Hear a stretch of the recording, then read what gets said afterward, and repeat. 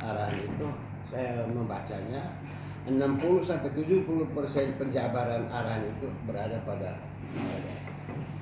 Nah, karena itu hari ini akan dikeluarkan sebuah edaran baru dari pemerintah kota yang berjudul penebalan PPKM Mikro tingkat Kota Kupang.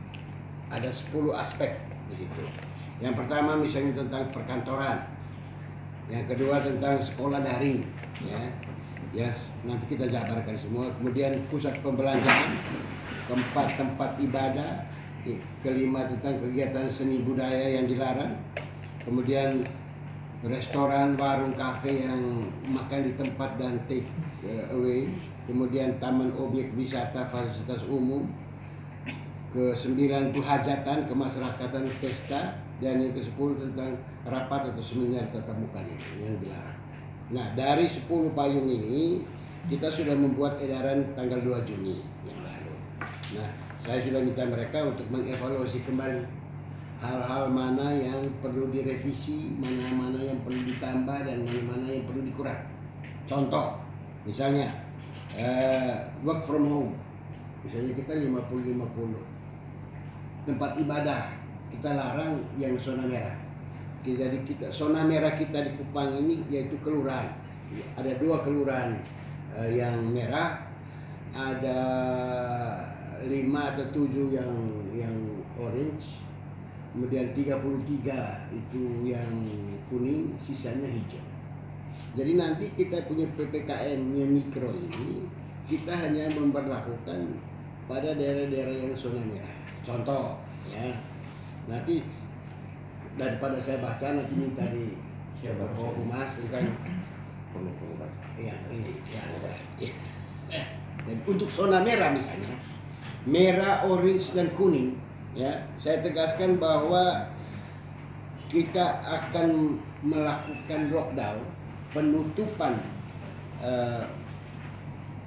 kelurahan itu kalau di RT itu, di RT ya, bukan RW, ada kasusnya lebih dari 10 kasus, kelurahan RT itu akan kami lockdown, kita tutup. Segala aktivitas masyarakat di situ kami tutup. Ya. Kalau ada kios di dalam wilayah itu ya hidup. Kami kita tidak larang. Tapi yang kita lockdown itu adalah keluar masuknya orang masyarakat yang di luar wilayah itu. Tapi kalau mereka di dalam sendiri silakan, tidak ada yang larang. Tapi untuk keluar masuknya itu yang kami larang, lockdown. Nah, kemudian secara teknis nanti akan kami jabarkan. Ada protapnya, ya. Dan protap itu kita sesuaikan dengan Kota Kupang. Dari pantauan kita di Kota Kupang ini tadi saya diminta 2 kelurahan, yaitu Kelurahan Manulai 2 dan Kelurahan Lebobo. Coba pemetaan, bikin peta 10 atau belasan kasus itu ada di mana. Dari sini kita bisa tahu. Tapi dari pantauan dari kesehatan, informasi ke saya tadi, belum ada satu RT yang lebih dari 10 kasus. Kelurahan 10 kasus, tapi dan itu belum di lockdown. Karena kalau melockdown kelurahan itu parah. Tapi kalau melockdown mikro ya RT. Nah, kemudian untuk di daerah merah, orange dan kuning ini, semua orang yang masuk di wilayah itu kita cek dia punya status COVID.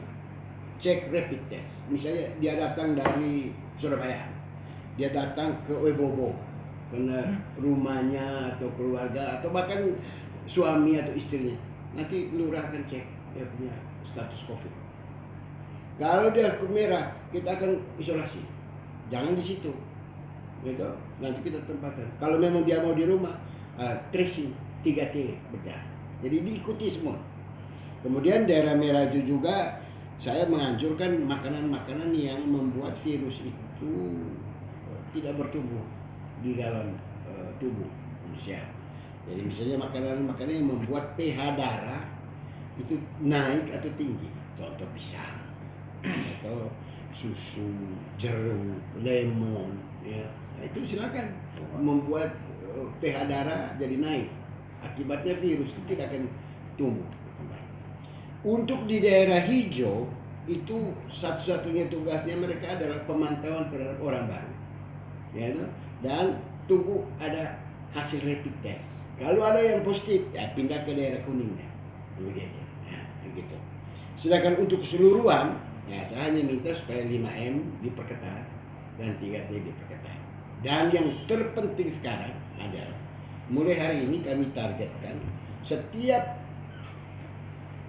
kelurahan kalau bisa 50 sampai 100 orang yang divaksinasi. Ini bukan forum untuk kita mempertentangkan efektivitas vaksinasi. Ini bukan forum untuk pro dan kontra. Tapi pokoknya dia warga negara Indonesia yang ada di sini wajib divaksinasi. Karena ini sudah aturan umum.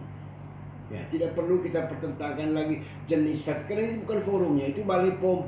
Begitu ada nomor batch yang dihalalkan dan yang diberlakukan di Indonesia, maka Kota Kupang sebagai NKRI saya perintahkan tadi minimal 100. Konsentrasi di daerah merah, daerah orange, daerah kuning. Bukan berarti daerah hijau tidak, ya begitu. Nah, ini penegasan kita.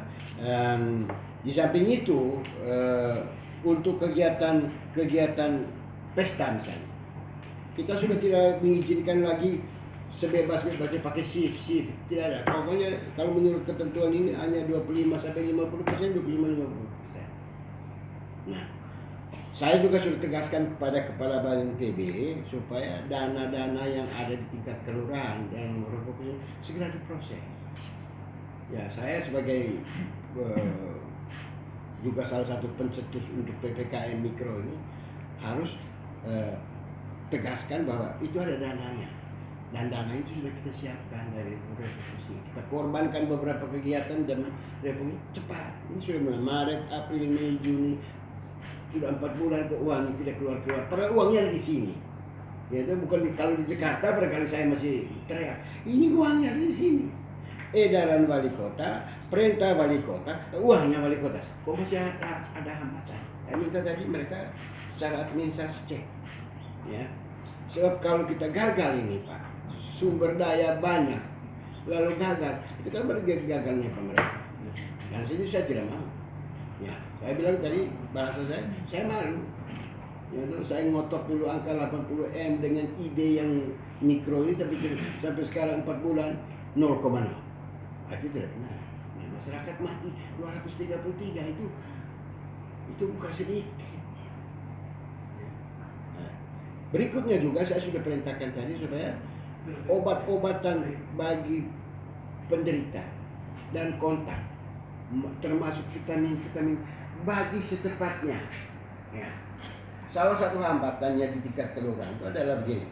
Kalau misalnya kita semuanya dipercaya positif, kita melapor ke dinas kesehatan. Dari dinas kesehatan baru tahu padi, bobo, padi, TT, itu sedikit mengalami keterlambatan. Tadi saya sudah perintahkan ke dinas kesehatan segera memperpendek rantai penyebaran informasi ini.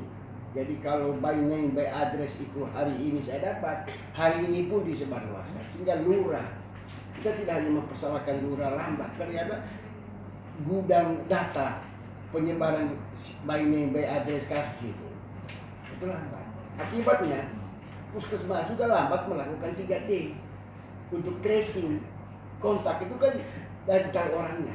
Pak Alfred positif misalnya, kan harus dikirim ke lurah dulu, dari lurah terus ke puskesmas.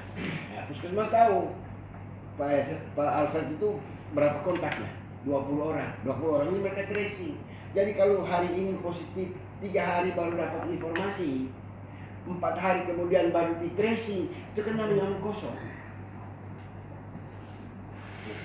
Sehingga tadi saya arahkan ke pejabat, semua pemimpin di kota ini harus punya sense of crisis. Ya. Mulai dari Pak Wali Kota, saya, DPRD, semua harus sense of crisis. Krisis itu kan artinya mau mati. Dan kalau kita tunda-tunda, Pak, orang mati banyak.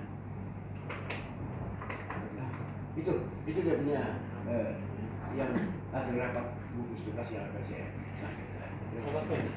Kalau dilihat dari kasus itu, hanya sudah 200 lebih yang kalau menurut penilaian pemerintah sendiri sudah tingkat separah apa penyebaran kasus COVID ini?